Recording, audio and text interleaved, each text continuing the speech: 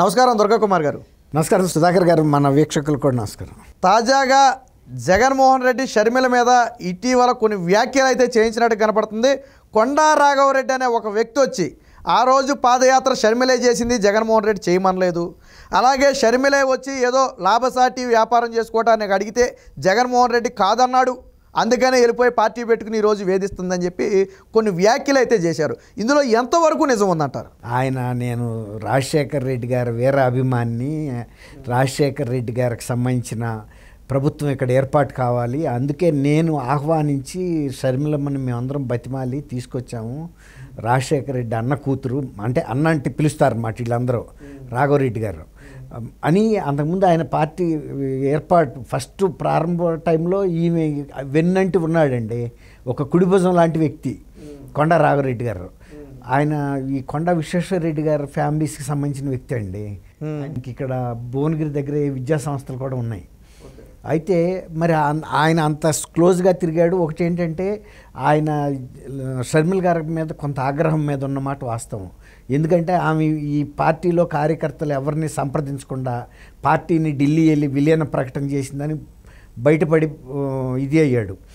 మేమందరం ఇక్కడ ఏం చేయాలి, మేము నిన్ను నమ్ముకుని నువ్వేదో నిలబడతావు అనుకుని మేము నీ వెనకాల తిరిగాము అని ఆయన కొంత ఆగ్రహానికి లోనయ్యాడు. నిజానికి ఆయన కొద్ది పెద్ద మనిషి, రాజశేఖర రెడ్డి గారు ఏజీ ఉండొచ్చు సుమారుగా, కుడియడంగా అంత, అంటే ఒక తండ్రి లాంటి వ్యక్తి. ఇప్పుడు ఈ మీద ఈ మాట చెప్పాడు కదండి, అది జైల్లో జరిగిన ములాఖత్ సందర్భంలో జరిగిన సంభాషణ అంట.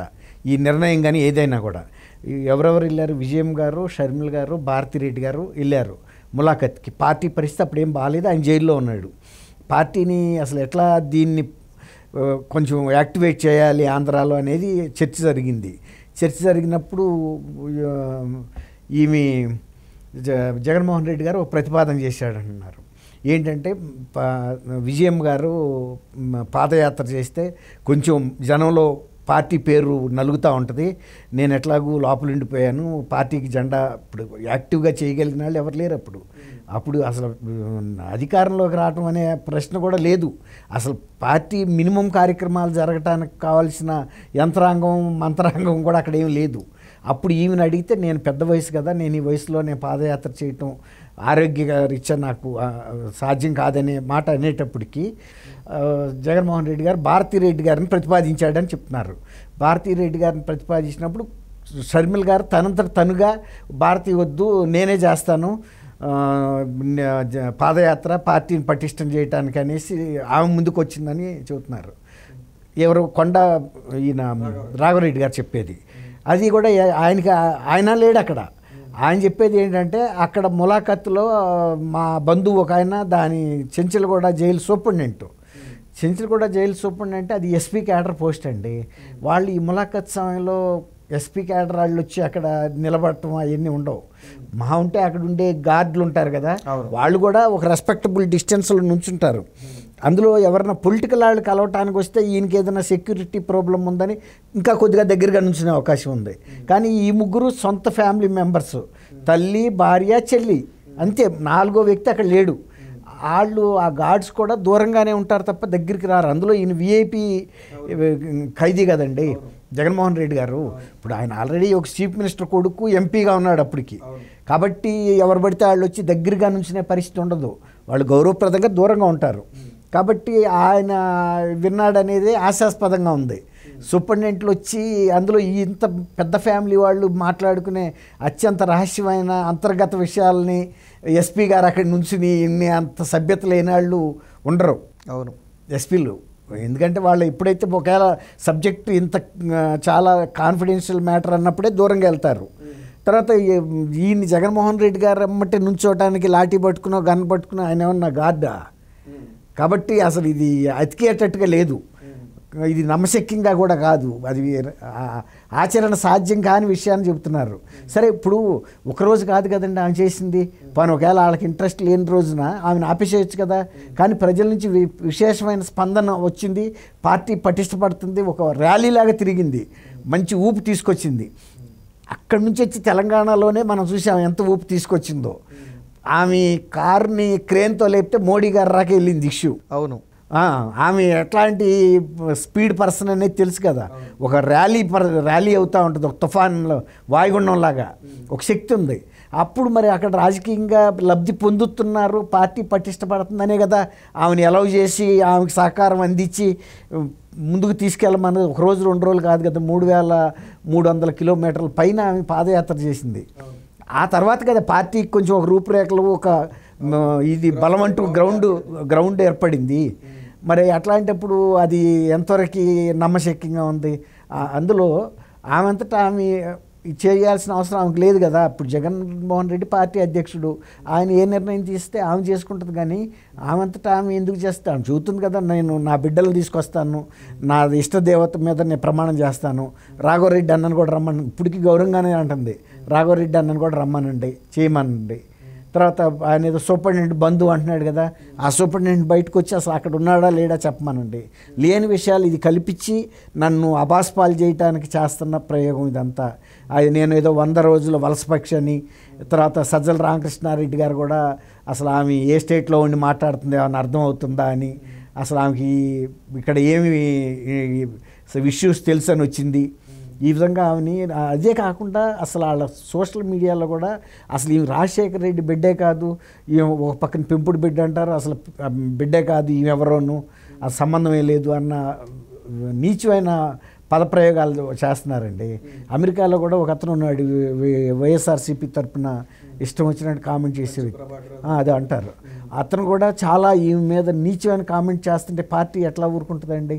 ఇప్పుడు ఆమె రాజశేఖర రెడ్డి గారి బిడ్డ అనే గౌరవం మినిమం ఉండాలి కదా. ఆయన ఇంకొక ఎలిగేషన్ కూడా చేశాడు, జగన్మోహన్ రెడ్డి గారు వీళ్ళు కలిశారు, ఆయన ఏదో చేయలేదు అందుకని వీళ్ళు అలిగారు అని చెప్పి ఇంకొక ఎలిగేషన్ కూడా చేశాడు. అవును, ఏదో మైనింగ్కి సంబంధించిన ఏదో ప్రోడక్ట్ని మార్కెట్ చేయమని. ఏమంటే షర్మిల గారు అసలు ఆమె నేచర్కి వెళ్ళి అంత చిన్న ఫేవర్ అడగాల్సిన అవసరం ఏముందండి? ఎవడో కార్యకర్తలు చిన్న వాళ్ళు అడిగే ఫేవరు. అసలు ఇంకోటి ఆమె చెబుతుంది ఏంటంటే, బేసిక్గా ఆయన ముఖ్యమంత్రిగా ఉన్నప్పుడే కదా వీళ్ళు వెళ్ళింది. అసలు ముఖ్యమంత్రి అయిన తర్వాత నేను తాడేపల్లి ప్యాలెస్కే వెళ్ళలేదు.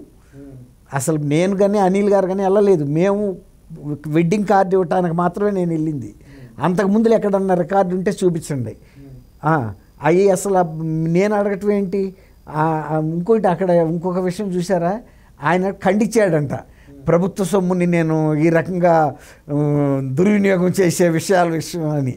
అసలు ఆయన ముఖ్యమంత్రి కాకముందే 45,000 కోట్లు అధికారికంగా జప్తాయో ఉన్న ఆస్తి ఎక్కడదండి? ప్రజలు కాదు అది, ఎక్కడి నుంచి వచ్చింది అది? ఈ మనీ లాండరింగ్లు ఇక్కడ తిప్పి అక్కడ తిప్పి అట్లా ప్రజల సొమ్ము ఎక్కడికక్కడ వేలాది ఎకరాలు.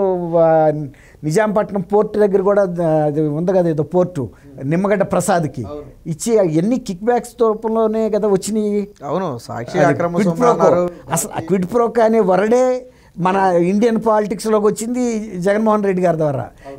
మేము మీకు మేలు చేస్తాం, మీరు మా కంపెనీల్లో షేర్లు ఎక్కువ రేటుకి కొనండి అని. అంటే ఎక్కడ కనపడినవ్వకుండా ఆయనకి షేర్లు ఇచ్చినట్టు. 10 రూపాయలు కూడా విలువ లేని షేర్ని 350కి 550కి ఎవడుకుంటాడండి?